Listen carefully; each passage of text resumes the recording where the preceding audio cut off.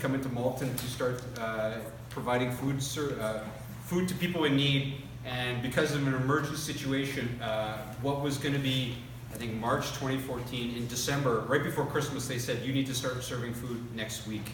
And we had nothing in here. We didn't even have tables in here. We just had an empty warehouse. And over the course of a weekend, we got a whole bunch of food in here and started Monday morning giving out bags of food to people in the community who needed it going into the holidays. And in Punjabi, like our feet never touched the ground. And that's kind of what it's been. It's been a whirlwind tour ever since then that we've just been running, getting the initial location out up here, running, serving food in the community. I think we're up to 400 families in Malton every month that come through the door to get food. And even though we were taking care of those families on a regular basis there was always an eye to do more with this space. Malton is a community that has so many assets, has so many great things going for it, but one of the areas that it doesn't have is a lot of community space. And so we always have thought of ourselves as a hub for connecting the community, and as we build more goodwill in the community and really get accepted in Malton, we wanted this to be a place where other organizations can come and work from and collectively take care of each other. And as we've grown, we've always thought about what to do with this space. We knew we wanted to create a hub, but this kitchen idea really came up a couple of years ago when we realized, with all of our push of giving our clients as much fresh food as possible to go home and cook for their families, we were giving them lots of produce, lots of lentils and flour and rice, like staple products so they can go home and make good food for their family. We had quite a few of our clients who were just taking frozen food or cans of things. You know, the chef boy already did, and we said, what's going on here? Why aren't you taking everything raw from? We're spending all this time bringing organic stuff in and all this stuff.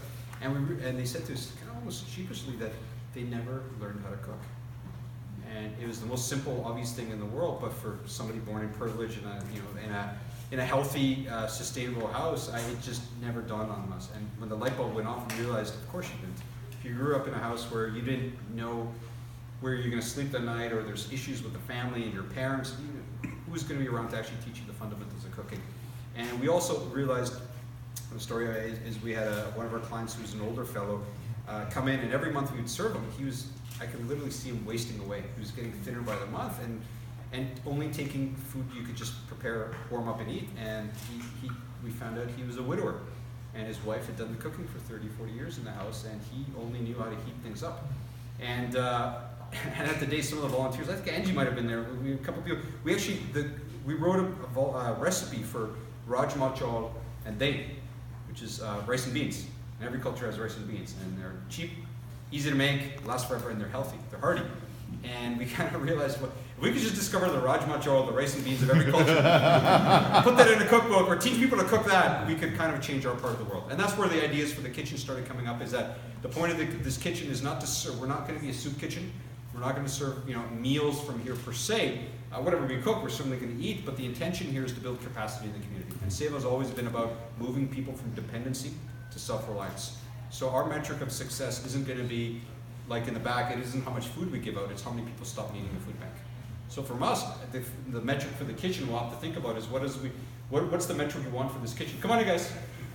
Is probably going to be how many people learn to cook, how many people are not having to go to fast food in the evening for their meals, how many people are not going to have to just take a tray out of the freezer and put it in, but they can actually make something hearty from scratch for their families.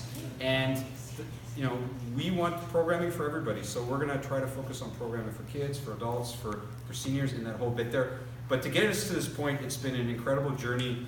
When all you have is an idea, but we had an idea, and we have some great friends and a great network of people who came out of the woodwork and just started helping us. We said many times, all we need to do is say, we have an idea, we don't know what we're doing, but we need help.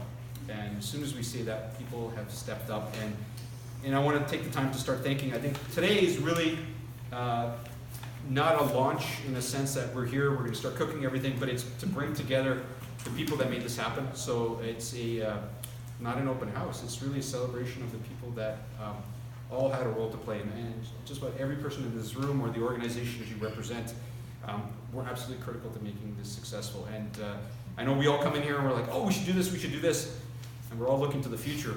We still got to get this place finished. There's a few little things left to do, some permits and that need to get, some inspections need to happen. But I want to take over the next little bit between myself, Rashida, and Miraj. We're just going to thank a few people that